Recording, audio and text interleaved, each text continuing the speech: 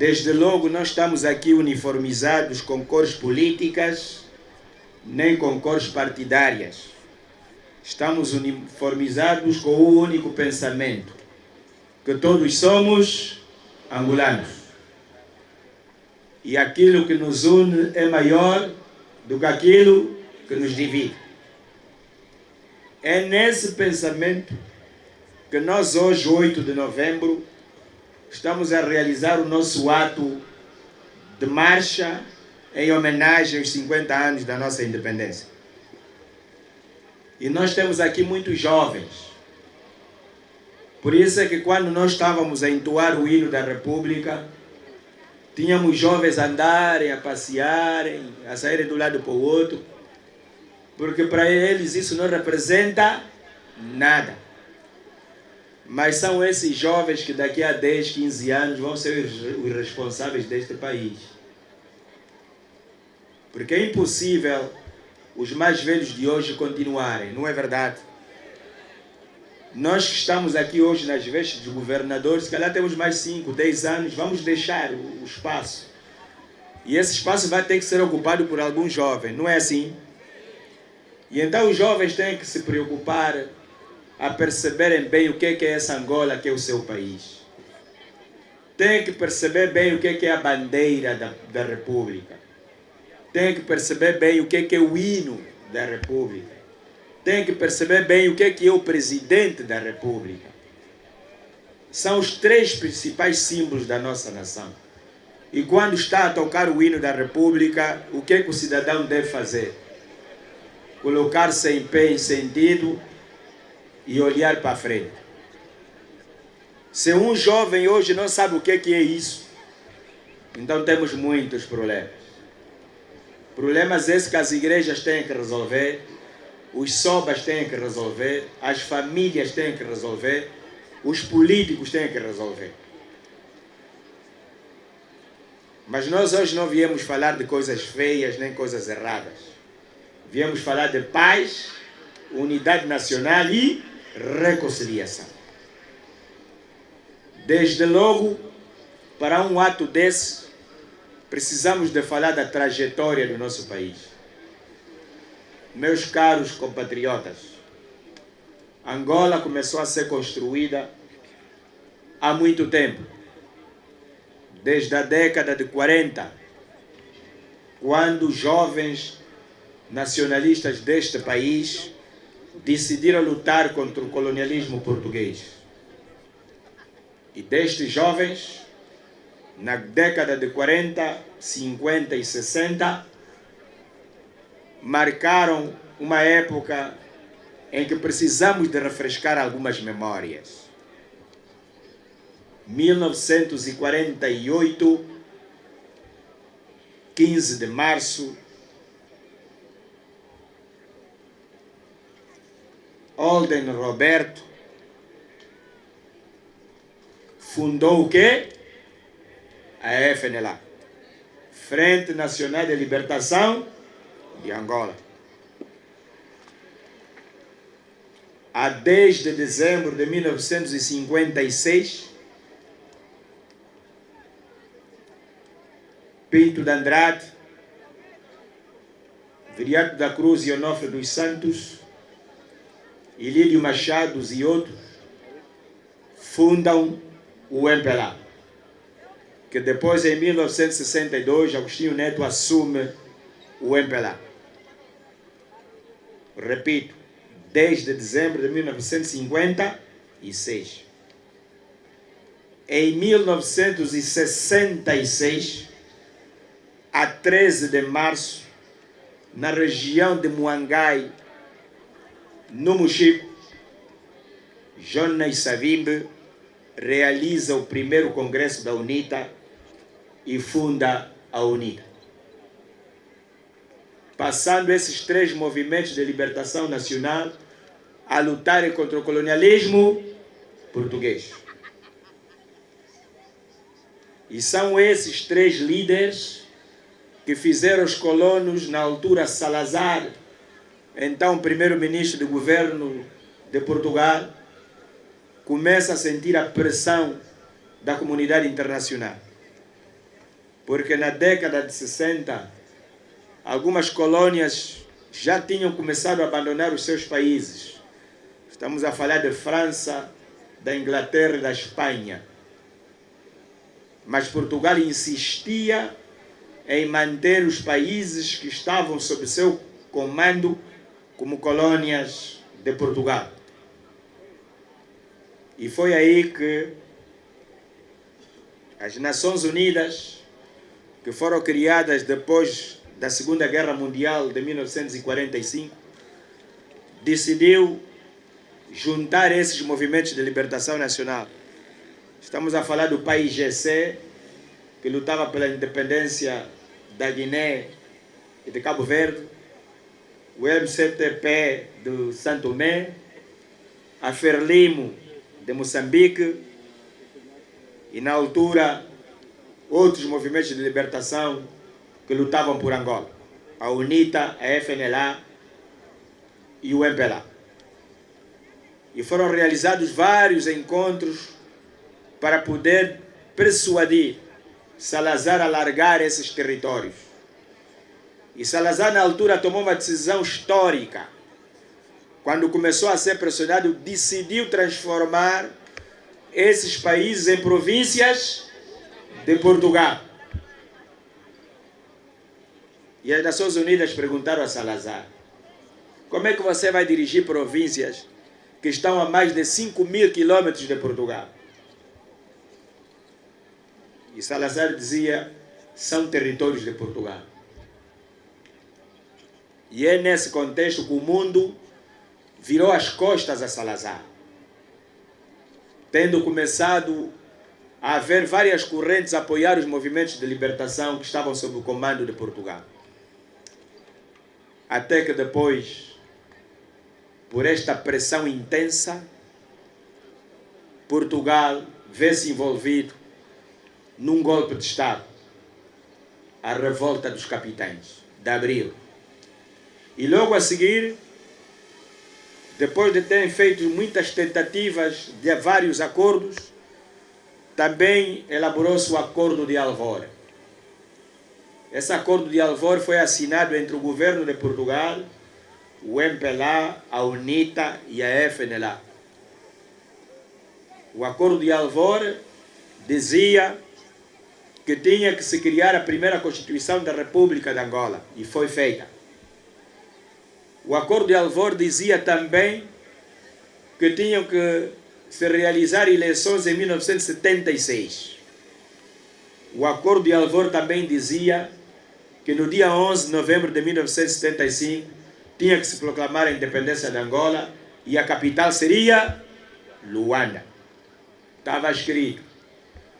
E depois da assinatura desse acordo, os países do mundo olharam para uma perspectiva diferente da Angola. E como naquela altura estávamos diante da Guerra Fria, em que havia o Bloco do Leste, que era o Pacto de Varsóvia, dirigido pela ex-União da República Socialista Soviética, e havia do outro lado a OTAN, o Atlântico Norte, que era dirigido pelos Estados Unidos, e transformaram Angola num espaço para ensaiar armas que eles fabricavam. Uns apoiavam a UNITA e a FNLA, e os outros apoiavam o MPLA. E foi neste contexto que tivemos dificuldade de aplicar o Acordo de Alvor. E então Salazar, quando sofre o golpe, por via do general Costa Gomes, os portugueses retiram-se de Angola, abandonam Angola à sua sorte, e procuramos criar condições para entre nós nos entendermos. E realiza-se a célebre reunião de Mombasa, em que esteve presente Walter Roberto, Agostinho Neto e Jonas Savimbi, que era para tentarem os três encontrar um entendimento. E acabaram por não se entender.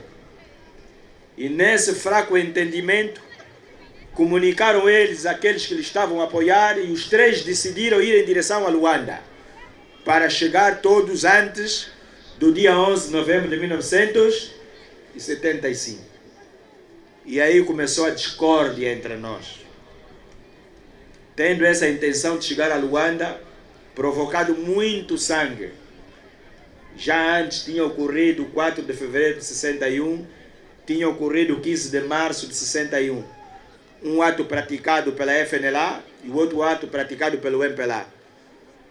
Porque a UNITA só foi criada a 13 de março de 1966. Mas depois disso, quando Salazar retira as suas tropas, depois do golpe dos capitães em Portugal, aquelas potências começaram a financiar os movimentos de libertação nacional para cada um poder chegar a Luanda. E nisso, o MPLA teve o apoio das forças cubanas e da União Soviética. A UNITA teve o apoio do regime do apartheid da África do Sul. E a FNLA teve o apoio de Mobutu Sese Seko, que também era financiado pela CIA, o então presidente da República do Congo, Kinshasa. E todos queriam chegar a Luanda, porque naquela reunião de Mombasa tinham tomado a decisão de fazer uma outra reunião em Badolito. E esta reunião, os três tinham decidido que quem devia ser presidente da República devia ser Agostinho Neto. Quem devia ser primeiro-ministro, Jonas Savimbi. E quem deveria ser presidente da Assembleia, Holder Roberto, porque era um regime semi-presidencialista. Mas também esse acordo não funcionou. E todos eles começaram a ir para Luanda para proclamar a independência. É assim que nesse movimento se deram as batalhas. A batalha do Kifangone, a batalha do Ebo, a batalha do Rio Longa, a batalha de Lumeje, Cameia. E mesmo assim, os angolanos, nesse calor de dificuldades, a 11 de novembro de 1975, Agostinho Neto chega a Luanda e proclama a independência de Angola. E nessa altura o Brasil, a Itália e a Argélia reconheceram essa independência e logo a seguir as Nações Unidas também o fizeram. Mas Agostinho Neto não tinha quadros suficientes. Precisava dos dois para continuarem a erguer e a fazer cumprir o acordo de Alvor. Em 77, Agostinho Neto vai ter com o presidente do Congo, Kinshasa, Mobutu, e consegue resgatar Holder Roberto e todos os seus quadros. Só que em 1978, Agostinho Neto vai fazer um comício em Malange e sente-se mal. E em 79 é levado para Moscovo e morre no dia 10 de setembro. Quando, na verdade, Agostinho Neto, em 78, quis falar com Savimbi. Estavam a ser criadas as condições para Agostinho Neto falar com Savimbi o que tinha feito com Holder Roberto. Só que a morte não permitiu. E depois daí, Angola mergulha numa guerra civil. Agostinho Neto morre a 10 de dezembro, a 10 de setembro, a 20 de setembro de 79, José Eduardo dos Santos assume o cargo de presidente da República e começa um novo processo de tentativa de negociações com Jonas Savimbi. Assina-se o Acordo de Badolito, de 1988. Mas mesmo assim a guerra continuou. Depois dá-se a Batalha do Cuito com a naval, de 1989. Que depois se aprova a Resolução 435 das Nações Unidas, onde as Nações Unidas decidiram que a guerra em Angola tinha que terminar, mas para terminar era preciso haver um acordo. E esse acordo aprovou a Resolução 435 das Nações Unidas, que determinava que os cubanos tinham que sair de Angola. Tinha que terminar a guerra na Namíbia. A Namíbia tinha que ficar independente em 1990, estava no Acordo de Nova York. tinha que se começar a negociar um acordo de paz entre o MPLA, entre o governo do MPLA e a UNITA. Estava no acordo de Nova York. Tinha que se libertar Nelson Mandela. E tinha que acabar com o regime do apartheid da África do Sul. Estava no acordo de Nova York. E começa-se a implementar o acordo. Nelson Mandela é liberto e assume a liderança da África do Sul. Em 1990, Namíbia se torna independente e Sanu Joma assume a liderança da Namíbia. Para o caso de Angola em concreto, que tinha sido a razão do acordo, os cubanos foram-se embora. E então a UNITA e o governo de Angola começam a negociar o acordo de Bicesse, que é assinado a 31 de maio de 1991. Quem assinou esse acordo foi o presidente José Eduardo dos Santos e o presidente Dr. Jonas Malheiro Savimbi, na região de Estoril, em Portugal, sob a mediação do então primeiro-ministro de Portugal, Aníbal Cavaco Silva. E esse acordo de Bicesse marcava as eleições para 1992.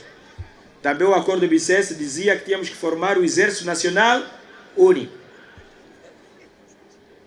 porque tinha que acabar com as forças das Fápulas, que eram as forças do MPLA, e tinha que se acabar com as forças das Fala, que eram as forças da UNITA. E então juntou-se os dois exércitos, e em outubro, 9 de outubro de 91, se cria o Exército Nacional Único. Os comandantes desse exército eram então o general João de Matos, que era o chefe do Estado-Maior-General das Forças Armadas, e o outro general que era o seu adjunto, Abílio Camalata Numa. E os dois generais é que criaram o Exército Nacional Único, que hoje se chama FAS, Forças Armadas Angolanas, 9 de outubro de 1991. E em 92 começa-se a preparar as condições para se realizar as eleições. Essas eleições são realizadas em setembro de 92. Angola conseguiu ter pela primeira vez 113 partidos políticos, dentre os quais a FNLA, o MPLA e a UNITA. E vão às eleições. De acordo com o regulamento, com a lei eleitoral, só podia dirigir o país ou ganhar as eleições o partido que conseguisse ter mais de 50% dos votos. Nenhum dos três mais históricos conseguiu esses números.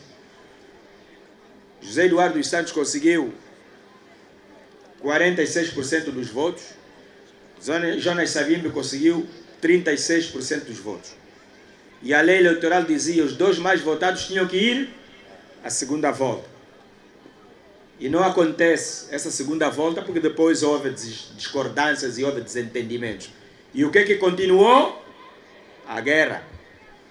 E nessa história toda foram sempre morrendo muita gente. Muita gente. Depois disso, houve várias tentativas de novos acordos. Acordo de Lusaka de 94. Quem assinou esse acordo pela UNITA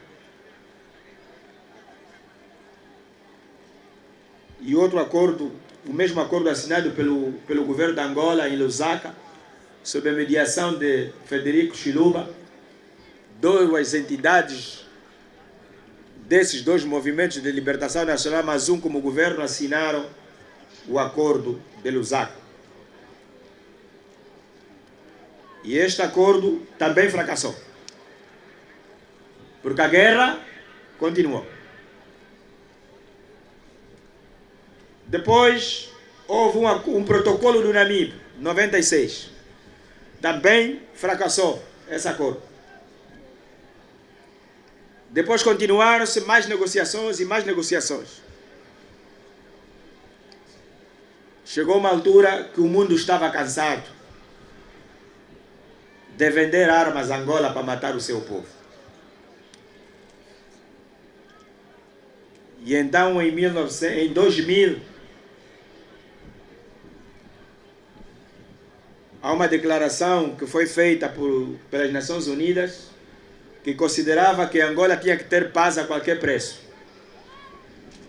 E então os angolanos que continuaram em combate, no dia 22 de fevereiro de 2002, Dr. Jonas Savimbi morre em combate na região do Lucusse, no Mochico. E mesmo assim, era preciso assinar um acordo de paz. E o presidente José Eduardo dos Santos pediu aos generais da UNITA e aos generais das Forças Armadas Angolanas para não haver mais nenhum tiro, porque era preciso assinar o acordo de paz, que foi assinado a 4 de abril de 2012 em Luanda, no Palácio dos Congressos. E a partir daquela data, nós vimos o calar das armas até hoje. E o que eu tenho estado a dizer ao povo é que nós fizemos uma trajetória muito difícil. E se chegamos até 2002, quando assinamos o acordo de paz, com a morte do Dr. Jonas Savimbi, era preciso nós aprendermos uma lição. Qual é a lição que todos nós aprendemos? Que era mais fácil viver em paz do que viver em guerra. Porque até 2002 só andamos a destruir o país. Só a destruir o país. E foi preciso assinar o acordo de paz de 2002. Hoje estamos em 2025. Há quantos anos? Há 23 anos.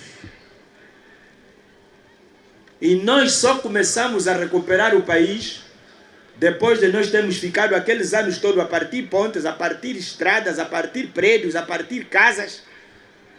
Só a partir de 2010, vejam, o acordo foi em 2002, mas só em 2010 é que nós fomos buscar um país que nos ajudou, que nos deu dinheiro para começar a reconstruir o país. Qual foi esse país? A China. Façam contas, compatriotas. Só em 2010 é que começamos a construir o país que todos nós fizemos o quê? Destruímos. Ouçam bem. E então em 2010, já em paz, é que começamos a construir as pontes, começamos a construir os caminhos de ferro, começamos a construir as centralidades, começamos a construir as indústrias, as fábricas, que nós todos em conjunto andamos a partir durante todos esses anos de história que eu contei. E então temos que ter calma. Temos que falar de reconciliação nacional. Temos que desenvolver o sentimento de amor ao próximo. Temos que tirar os olhos das nossas cabeças. Porque mesmo Jonas Savimbi, Agostinho Neto e Holder Roberto, que tinham armas na mão, conseguiram fazer o quê? Conversar. E conseguiram assinar acordos de paz. E então hoje nós temos que aprender essa lição. Cada um de nós tem que fazer a sua parte para podermos erguer o nosso país. Se nós nos distrairmos mais com parte isso, parte aquilo, destrói aquilo, vamos mais perder 20, 30 anos. Estamos a entender, meus caros compatriotas? E todos nós, as igrejas, os jovens, as autoridades tradicionais, os anciões, as associações filantrópicas, todos nós, nesse 11 de novembro, somos chamados a dizer: vamos só olhar para o país. Independentemente de quem vier a dirigi-lo. Mas todos nós temos que olhar para o país.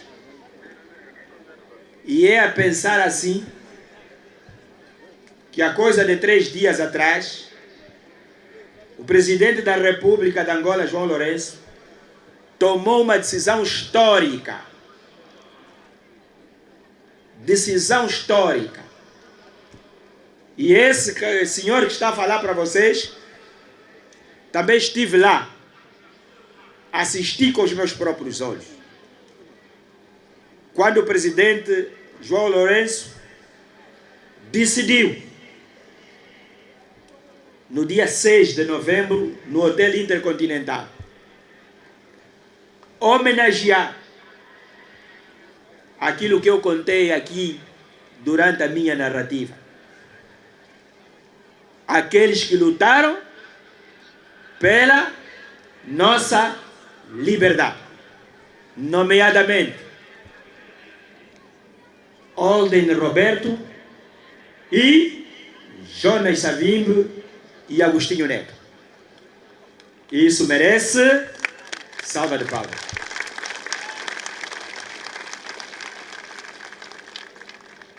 E o momento mais marcante dessa cerimônia foi nós termos visto todos os filhos de Olden Roberto perfilaram para receber a medalha do seu pai. Alguns deles vindos de França, da Bélgica, dos Estados Unidos, estiveram todos aí. O outro grande momento marcante foi os 7 filhos ou 8 de Jonas Savimbi, que também estiveram aí para testemunhar a recepção da medalha do seu pai. Aqueles jovens, já não muito jovens, muitos deles já homens, deram-nos uma lição de moral.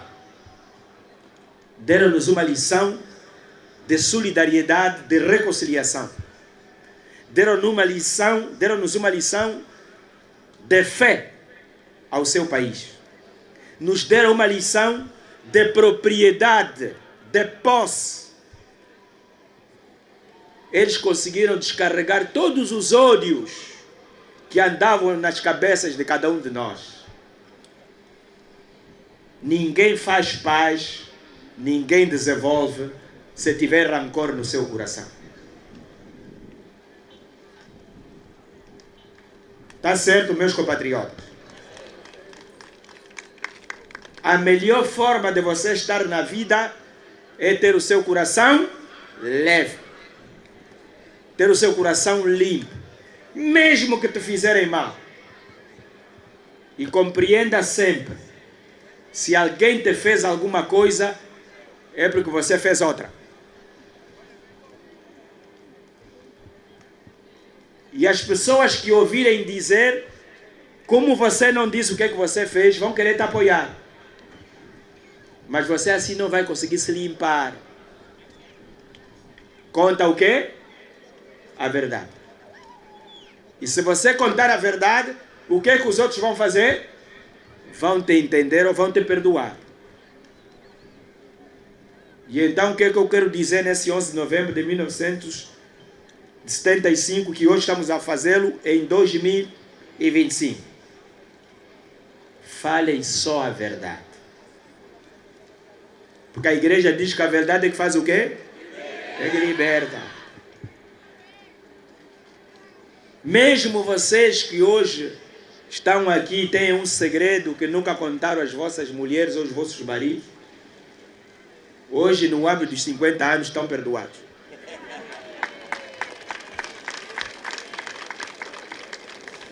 E como estão perdoados, quando chegarem em casa, façam o quê? Contem a verdade. E vamos todos ficar em paz com a nossa alma, em paz com os nossos espíritos, em paz com a nossa saúde, em paz com a nossa vida. Por isso, vamos aproveitar os 50 anos da nossa independência, que agora vamos levá-lo até 2026, porque os 50 anos só acabam no dia 11 de novembro de 2026. Porque no dia 11 de novembro, daqui a 3 dias, vamos entrar no ano dos 50 anos. E vamos ficar todo o ano a comemorar os 50 anos. Quer dizer que quem não tiver coragem de se desculpar hoje, tem um ano. Para quê? Para se desculpar. E então eu quero pedir ao MPLA, quero pedir à UNITA, quero pedir à FNLA, que estão aqui, para que digam aos vossos militantes que o ódio não nos une, o ódio não nos fortifica, o ódio nos fragiliza como nação. O ódio abre espaço para os outros tomarem conta do nosso território. A nossa diferença tem que ser intelectual. Vamos discutir ideias, vamos discutir conhecimento, vamos discutir programas de governação, vamos discutir estratégias. Aí sim podemos nos desentender. Mas violência, não. E você, jovem que está aqui, não deixe que o MPLA, que a UNITA, que a FNLA, que qualquer outro partido te mobilize. Não aceite. Quem quer fazer mal ao outro, vai ele próprio fazer. Não usa as minhas mãos. Não usa a minha cabeça. Não usa a minha boca. Vamos trabalhar. E é isso que nós em Colibengo queremos transmitir aos nossos cidadãos. Enquanto os outros vão fazendo confusão, nós vamos trabalhar. Quando eles espantarem, o Colibengo foi para onde? Foi embora. Já se desenvolveu, já empoderamos os jovens, já criamos riqueza, já temos mais comida, já temos mais segurança. A nossa preocupação em Colibengo é olhar uns para os outros, nos unirmos e seguirmos em frente. Estamos certos? O mesmo eu digo às igrejas. Os católicos, os protestantes, os Simão Quimbangos, os Simão Togos, os evangélicos, os protestantes, os metodistas, sétimo dia. Vamos todos olhar para a igreja como um local de todos. E a pregação não tem nome, não tem título da igreja. Por isso é que este momento está a decorrer um culto ecumênico da ação de graça pelos 50 anos da nossa independência, organizado por todas as igrejas do nosso país. Isso é um sinal de fé, de compromisso e de reconciliação nacional. E então, meus caros compatriotas, quero desejar-vos, nesses 50 anos da nossa independência, que possamos todos ser diferentes a partir de hoje. Possamos ser mais amigos uns dos outros. Isso não nos impede de discordar com as ideias dos outros. Porque nós somos um país democrático e de direito. Desde logo, quem não concorda conosco não precisa de ser nosso inimigo.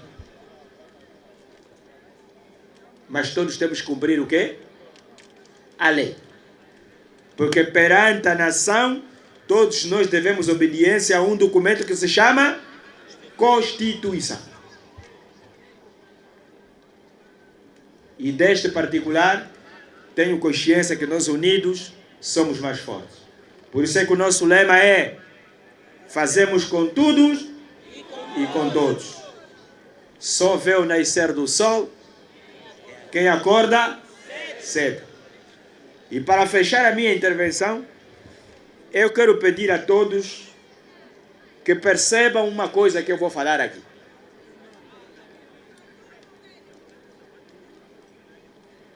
Todos vocês, quando saíram de casa,